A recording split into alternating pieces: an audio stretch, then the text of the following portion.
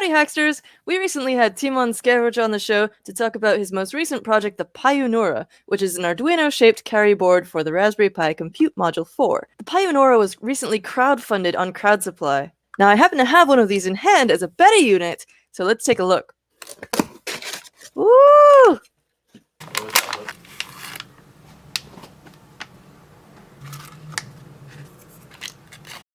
The Payunora has a ton of lovely little features that will make it much easier to build hardware from scratch with the Raspberry Pi. There's a built-in user input button, programmable RGB LED, and labeled pins in a familiar configuration for Arduino users. Near the HDMI, USB-A, and USB-C ports, you'll find this QUIC or Stemma interface, plus a camera connector and an M2 slot for additional modules. To put together this beta unit, I just open up the Compute Module 4 and click it into place on those two headers.